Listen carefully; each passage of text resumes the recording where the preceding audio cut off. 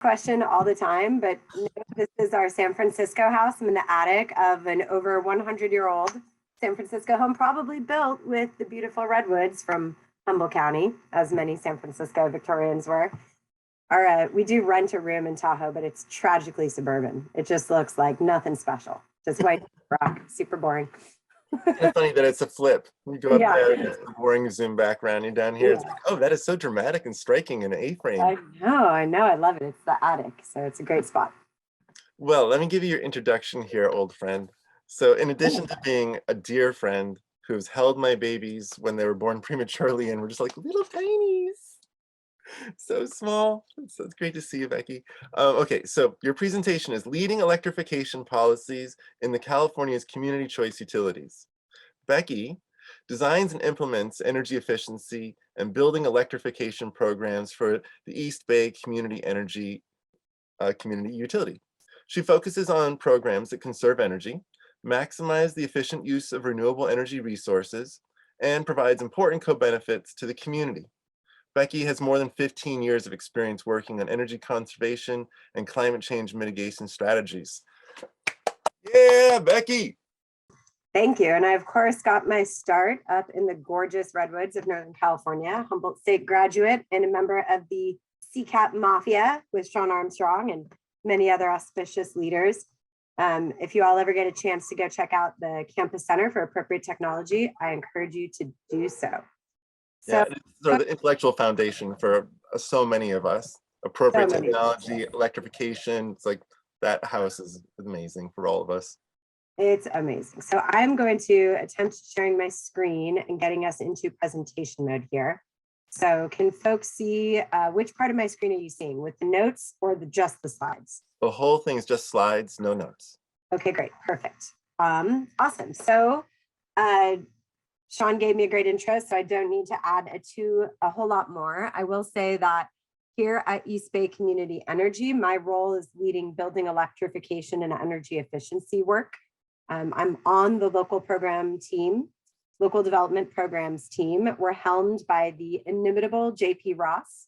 My colleague Jesse Denver leads our work on transportation, electrification, and resiliency. I have been at EBCE for a little over 2 years now. I also had worked at MCE for 5.5 years. So I've been almost a decade in the CCA space. Started at CCAs when there was only one of us. And it's just been remarkable to see the growth and disruption that has happened in the energy space since my time. One of the disclaimers that I obviously have to start off with here is that while I'm presenting on CCA best practices in electrification policies, this will be informed by my experience. Most of my time has been at MCE and EBCE, while I do convene a building electrification working group call from the Bay Area CCAs. So we do have a lot of cross-pollination and cross-collaboration, but I may not be able to speak as well to some of the programs that I'm pointing out or mentioning. So just keep that in mind, that that's where this perspective is coming from. And I think with that, I can dive in. So I'm going to do a little introduction to CCAs and to EBCE generally. Forgive me for potentially wasting your time. I'm sure many of you know most of what this is and how this works. But in its essence, a community choice aggregator is like a municipal utility in that we are responsible for securing generation assets and providing the electricity supply for our community and our customers. We are unlike munis in that we do not own the infrastructure. The distribution system infrastructure is still retained by the utility. So we work in sort of a partnership. We source and supply the energy. The incumbent utility delivers that energy.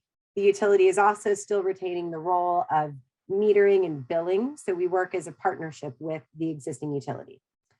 But the decisions around where your power comes from is up to the CCA. A little bit about East Bay Community Energy. I believe we are the second largest CCA in the state. We were the largest until Clean Power Alliance down in Los Angeles got launched. The map here shows you our service area. We serve all the jurisdictions of Alameda County and the unincorporated county. And in 2021, we started providing service to Pleasanton and Newark, who were the two remaining Alameda County jurisdictions that had not yet voted to join EBCE. And we also welcome the city of Tracy to our agency. This is super exciting for all of us. Tracy, obviously for me as a building electrification and energy efficiency nerd, I get excited anytime we add an interior climate zone with hot temperatures and what I would expect to be cost-effective building electrification. It's also exciting because the city of Tracy is the first city in San Joaquin Valley area to join a CCA. So we're all super stoked to start providing clean energy benefits at competitive rates to Tracy. One thing that I didn't mention on the slide, but I think deserves note, is that our board adopted a target to achieve a 100% carbon-free electricity product for all of our customers by 2030. That will inform, actually, I should have saved that for this slide. We, as with many other CCAs, offer 3 levels of service to our customers. The default product, which all customers are opted into, is Bright Choice. It has a higher renewable energy content than PG&E's, and it is set at less, like I think it's a 0.5 cent less than PG&E's retail rates. So we peg our rates to PG&E's to always make sure there's a value proposition there. We're always going to be delivering our default product at a cheaper cost, and it's going to have a higher renewable content. Brilliant 100 actually just sunset. This was sort of our middle ground rate where we had 100% clean energy, but it wasn't necessarily like bucket 1 renewables or in state. And so we're actually sunsetting that product in favor of Renewable 100, which is a 100% renewable from California wind and solar. So that product is more expensive, but that is because it is delivering like bucket 1 renewables from California. And as I mentioned, our board has now adopted a target to move all of our electricity products to 100% carbon-free by 2030. So obviously for us in the building electrification and transportation electrification space, now we just have to work hard to make sure that our building infrastructure and our transportation assets are fully electric as well, so we can really make inroads on our carbon mitigation strategies. Just a little bit of propaganda about EBCE. I'm really excited to show this picture. This is a recently completed wind project that we did in our service area. It's a 57 megawatt wind farm. This is actually repowering of an existing facility. There was something like 201 megawatt turbines that we were able to replace with 23 higher powered newer generation wind turbines. So better use of the land space, less obstruction in a really beautiful natural spot, and local power source for us. So that's great. Moving into the broader picture of CCAs. Obviously, EBCE is one of many community choice aggregators across the state. Community choice aggregation, by definition, is a local government agency. Because of that, what you find is that each CCA has authority over their own business practices, strategy, procurement decisions, et cetera. All the CCAs in California have been formed with a mission to address climate change mitigation. So what you see consistent across these CCAs is an effort to procure more renewable energy for their constituents while keeping costs low. With that said, they vary considerably. For example, at EBCE, we have somewhere close to 600,000 customer accounts. You might compare that to Lancaster Community Energy that's serving a community of around 2,000 customers. So there are huge variations in terms of the number of customers served, the revenue that is generated, the makeup of the community. Obviously, the city of Oakland and the communities we serve there are going to be very different than Pioneer Clean Energy in El Dorado County and the customers that they serve. This may also influence a change in priorities. We'll talk a little bit about how CCAs fund programs on the next slide, but what's important to note is some CCAs choose to have a very broad approach to programs where they want to basically be the hub, the single stop for energy related programming in their region, and offer programs across energy efficiency, building electrification, grid management, transportation electrification, local renewables, you name it. Other CCAs may choose to be very focused and very narrow in the programs that they deliver. When Sonoma Clean Power first launched, they were really looking at filling gaps in the marketplace and offering really strategically designed programs. So they were less interested in, let's do everything just because we can. And they were more interested in where are there failures in the market, where are programs not currently happening where they should be. And they were some of the first to launch transportation electrification programs out of the CCA world. as an example. Another thing that matters a lot in terms of the context of CCA programs is the service area, the utility service area that they operate within. Here in Northern California, we operate in PG&E service area. PG&E was the first utility to be blessed with the CCA in its service area. And of course, that has shaped their response to CCAs a lot over the years. You compare that to another thing to keep in mind is that PG&E is a gas owning utility. They have natural gas assets. You compare this to a utility like Southern California Edison, which has been taking a very strong leadership role in electrification. They really want to be in the driver's seat for those electrification programs. It makes a lot of sense for them as a company, given that they don't have gas assets. Or you could look at Community Choice Energy, 3CE, or Central Coast Community Energy, 3CE, which I believe has at least 2 investor-owned utilities. They bridge the gap between PG&E and Southern California Edison service area. So they actually also have to deal potentially with Southern California gas. So that context can also influence both what types of programs a CCA may want to offer, as well as how easy or difficult it is for them to innovate or deliver new programs in certain areas. And I'd mentioned that program approaches vary. I'd already mentioned the broad versus narrow. There's also different strategic approaches from some CCAs. Some are really happy to administer incentive-based programs to make sure that they're delivering dollars where they need to address market failures. Other CCAs may prefer to have a more sustainable, focused, market-driven approach that does not require as much subsidy, but really establishes programs that can be, as I said, financially sustainable and eventually, hopefully, refund themselves. And then the level of integration that CCAs offer into broader program strategies also varies a lot from area to area. An example of that might be you could compare Peninsula Clean Energy's heat pump water heater rebate program to EBCE and MCE's heat pump water heater rebate program. When we decided to launch heat pump water heater rebates, what we did is we just basically gave money to BayREN to implement as an additional kicker incentive on top of the existing heat pump water heater rebate that was offered in our service area. And we're paying administrative funding to the partner that is working on those BayREN programs. So rather than stand up our own program, we just chose in this case to give money to an existing model. Peninsula Clean Energy took a slightly different approach and contracted with another entity to deliver their own rebates. That has given them perhaps a less streamlined experience for the customer. I can't really speak to that, but it has given them more control over the actual administration of the program. So that's another example of how even when we may be agreeing on where we should be spending our money and that it should be a midstream program, how we actually administer and implement that can vary from CCA to CCA, even just across the bay. A little bit about how CCAs come up with dollars for programs. This does matter for program design implementation. Many CCAs fund their programs through customer revenue. CCAs are not decoupled entities. What that means is that all of the money that we use for all of our operations, including procurement, staffing, and programs, come from retail electricity sales. So that spread between our wholesale cost of electricity and our cost of operation and what we charge customers for the sale of that electricity is our program budget. And that's where CCAs go to for funding for programs. Most CCAs use revenue funding for their program activities. When it comes to energy efficiency, that introduces some interesting philosophical questions. First of all CCA customers pay non-bypassable charges on their utility bills as they are still participating in the overall electric system and are still customers of the incumbent utilities.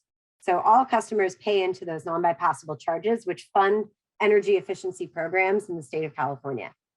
What that means is if a CCA chooses to administer energy efficiency programs out of their revenue, which some of us have done, including EBCE, our customers are essentially double paying for energy efficiency.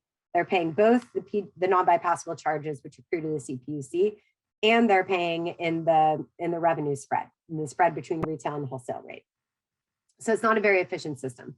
Not only that, being not decoupled, energy efficiency could potentially impact a CCA's revenue source. If we're really successful with our programs, we're going to sell electricity, and that means that we're going to make less revenue. So it kind of is, it's a bit of a logical challenge from that perspective as well.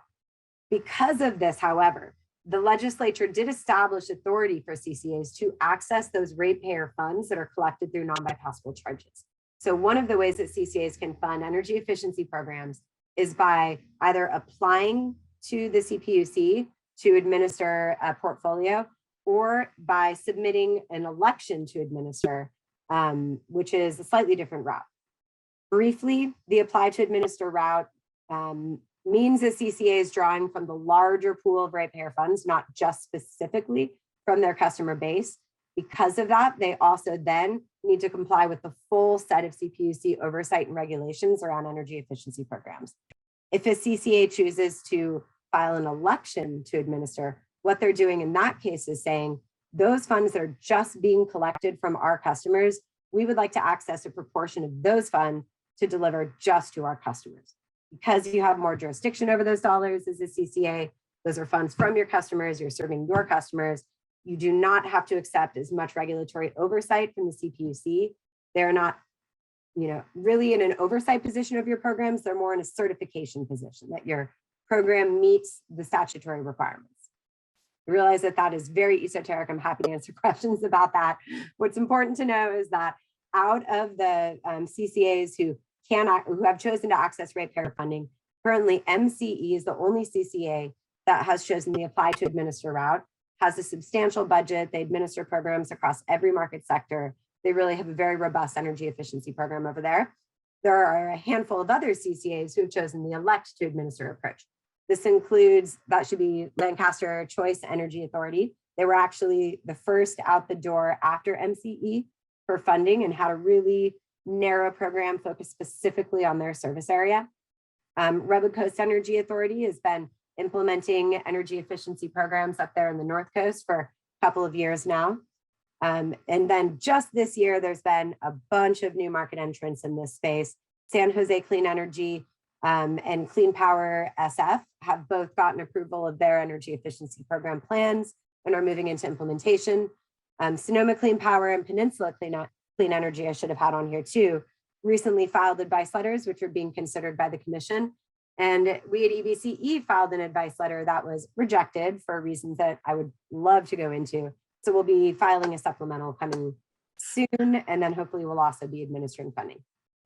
Can I ask you to elaborate a little bit on the distinction between certification from the CPUC and direction? I mean, that seems like it could be a big difference. And like, give an example of how that's actually worked out in the real world, the difference. Yeah, sure. So, and again, the idea here basically applies to where you're collecting the funding. When you're accessing the larger pool of ratepayer funds, that basically means that everybody in the state is contributing a portion of those dollars. Therefore, all of the policies and regulations that the CPUC develops over time related to energy efficiency programming are appropriate to apply to the CCA in the case of an application process. An election, and that is a full application, testimony, submission of a business plan. It gets considered along the same timeline as the other program administrator applications. You're a capital P, capital A program administrator on the same footing as a utility. It's a big, you can have a much larger budget, but it's a lot more regulatory oversight and engagement. The election pathway, you file a tier 3 advice letter, and then the commission is not checking whether or not your plan meets their policy. What they're checking is, have you met the statutory requirements around how those funds should be used? Is it cost effective? Does it provide benefits to the community? That kind of thing that's in the public code. And that's all that they're looking at. So an example of that might be trying to think of like a policy, well, actually, our advice letter rejection. So the CPUC recently changed their approach to cost effectiveness and introduced a portfolio segmentation approach, where now folks filing applications to administer programs can carve 30% of their budget off. That does not have to meet the TRC requirement. They're now basically separating resource portfolio. We're not building power plants because we're doing these activities. Those need to meet the TRC. And then there's non-resource, where it's market support, might be equity-based programming. Those are a different metric for cost effectiveness now called the total system benefit. Your total portfolio has to meet a certain metric on the total system benefit. So you can do equity work. You can do equity work, you can do market support work. We submitted our election and applied that portfolio segmentation approach, which I still think was right and reasonable, and I'm ready to have that argument. However, the CPUC had clarified that because that wasn't something that was in statute, that was something that they did through regulation in the EE proceeding. Therefore, it did not apply to elect to administer CCAs. The outcome of that is that now elect to administer CCAs are held to the highest cost effectiveness standard of any energy efficiency implementer in the state of California. When you're looking at for example, some of the Southern California CCAs who qualify for maybe $100,000 a year in funding, that argument doesn't really make sense. But that's not what I'm here to talk to you about today. I appreciate that. This is a yeah, technical conference, and so the technical details matter to this crew. That's why totally. I appreciate it. Totally. So I'm running a little behind, so I'm going to jamming through this. The last thing I'll note about this is that the funding source matters. If you choose whether or not, for example, if you're applying for energy efficiency funding, you cannot stack your incentives on top of other energy efficiency programs. But if you're funding a program through your own revenue, then you can stack your funding on top of existing energy efficiency dollars. So that's something that's good to know. So I have some best practices on this next slide that is not moving for me. Okay, here we go.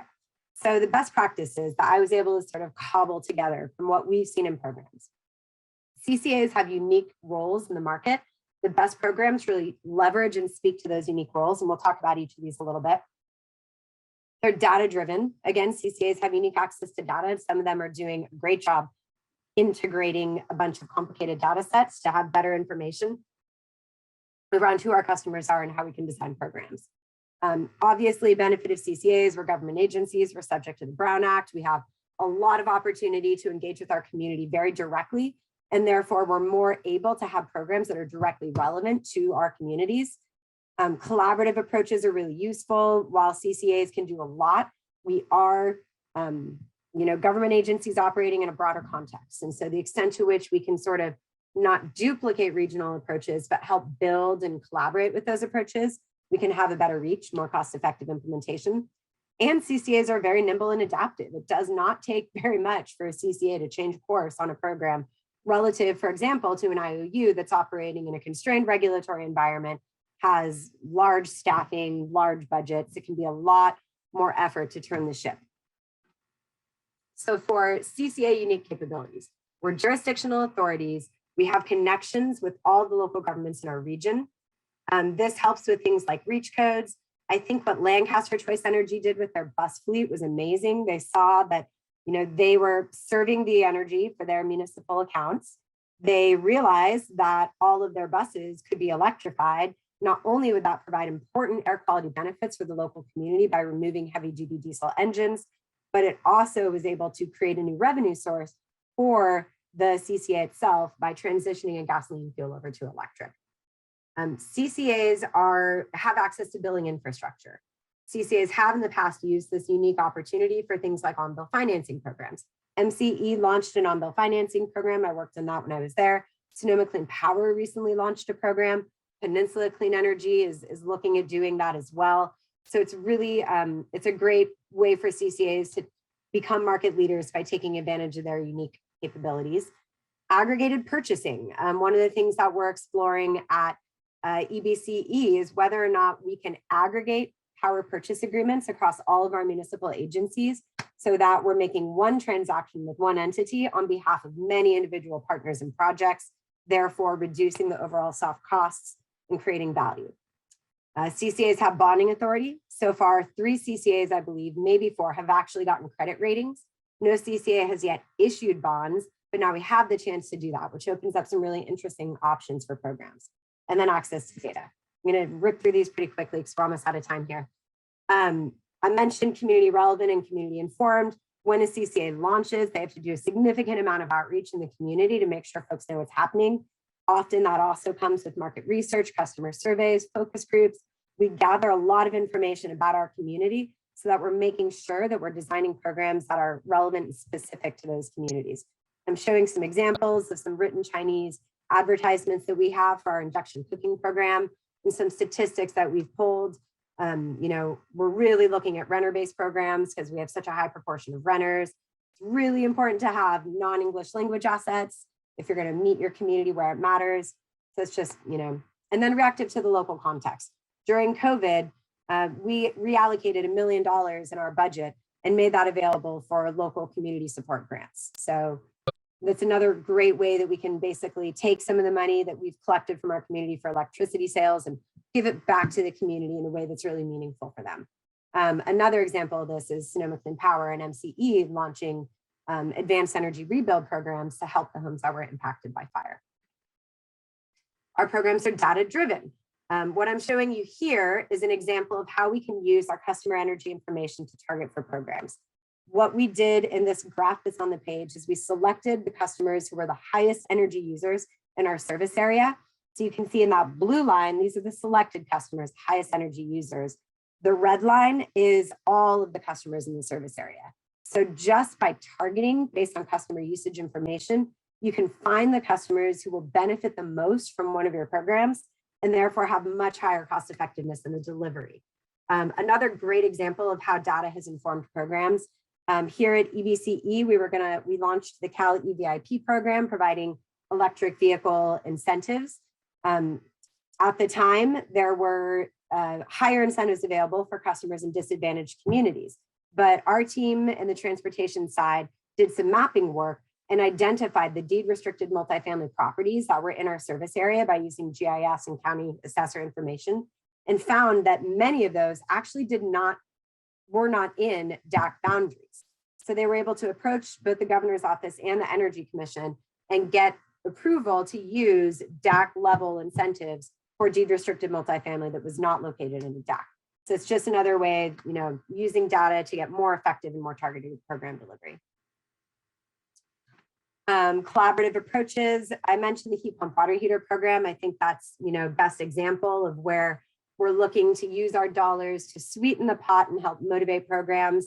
We really were looking to kickstart the electrification market in our service area before the tech incentives came to the table.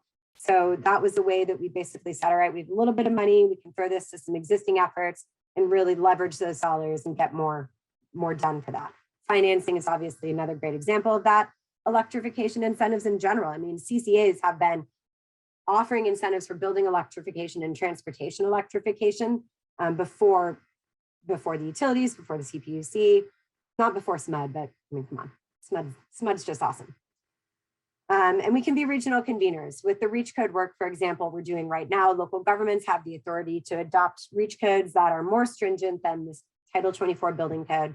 We're working with Peninsula Clean Energy and Silicon Valley Clean Energy to try to have the next iteration of REACH codes be consistent across a region so that there is less variance from city to city and there's more support for our market. I'm going to keep cruising on here. So just to recap, one of the things I want to really hammer in here is that CCA programs have and will continue to really pave the way. A lot of the program models that have been advanced in some of these CCAs have been picked up by the state of California, have been shared across other CCAs, and really sort of have an outsized impact on the market. The demand flex marketplace, we worked on this EE program with MCE, and now Peninsula Clean Energy, Sonoma Clean Power are also looking at picking that program up. I would not be surprised if PG&E adopts a similar version of the demand flex marketplace program design down the road. It's just a good program design. Innovation and programs, we're working on strategic gas decommissioning projects that are funded through the California Energy Commission, where EBC is a sub to E3 on this grant work along with GridWorks. Sonoma Clean, not Sonoma Clean Power, but Silicon Valley Clean Energy has an innovation on-ramp program, which is a great opportunity to sort of bring early market programs and concepts in, try them out. It's great if you're looking for like the next hot thing to track what they're funding and how it's going. Sonoma Clean Power with the bring your own thermostat, bring your own device, demand management program that they launched, Grid Savvy, years ahead of their time. It's really the first of that kind of program, and it's providing really important learning lessons for the other CCAs in the state in general. Another thing that you might not think about is the policy perspectives that CCAs are really able to bring into the space. The best example of this I can point to is energy efficiency dollars. Because of the fact that we are a non-IOU, we're sort of an interesting middle ground between the CPUC and the IOUs, who really, in many ways, just battle each other over issues. We side sometimes with the IOUs, we side sometimes with the CPUC. it's a nice like balancing perspective in that space. And I'm realizing I'm basically just about out of time. So I want to apologize in advance. Keep running. Don't worry. Yeah. Do it. Yeah. Okay, great. So the EVSE, I already mentioned the changes we were able to influence on incentives for deed restricted multifamily. I think that was amazing. And then community-oriented programs. A great example of this is the Low Income Families and Tenant Program offered by MCE. They basically were administering multifamily energy efficiency and realized that the vast majority of participating properties were affordable housing properties, either naturally occurring or deed restricted.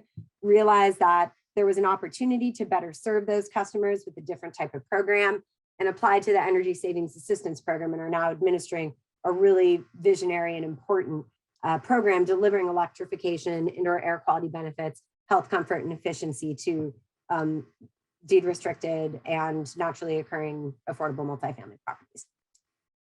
Yes, I think everything else here I've spoken to. All that's left is to share my contact information. And I realize I'm at the end of my time, so we may not have a chance for questions, but I'll let you handle that.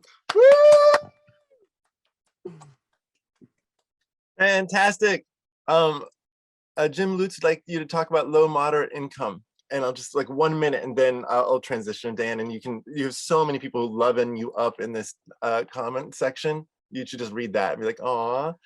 I will do that, and I will say, "Aw." So Jim is on our community advisory committee and is a general, awesome, and super knowledgeable human who I've been getting in the weeds with since I started at EBCE. And he has the pleasure of having seen and recommended approval of our recent program, which is a partnership with an organization called Block Power. And we're seeking to provide accessible financing solutions for low to moderate income customers in EBCE's service area. Block Power brings to the table financing. They have partnerships with capital providers. They also have a tech platform, which they think really reduces the soft costs associated with implementing projects. They partner with local installers. In our case, they're working with Mark Hall of Revalue.io, super awesome local contractor. And their whole mission is to not only get more electrification in residential homes, but also to address any health, safety, remediation issues that they find. A lot of times customers in these income brackets haven't been able to afford continued maintenance and upgrades on their homes. So there's deferred maintenance to address, as well as deep efficiency improvements. So it is a financing program. So we do not expect that it will be bill neutral. So now we have the hard work before us as we get into implementation of really making sure we're clear on how customers are being presented the opportunity, how measure selection is happening, customer protection in the case of defaults, and all the nitty-gritty details. Our role in this program is we're providing $1 million in capital and project finance that will serve in the junior debt position to bring down the interest rate available to customers. In addition, we're also providing $400,000 in incentives, up to $10,000 for customers at 80% AMI or below, and up to $4,000 for customers up to 120% of AMI.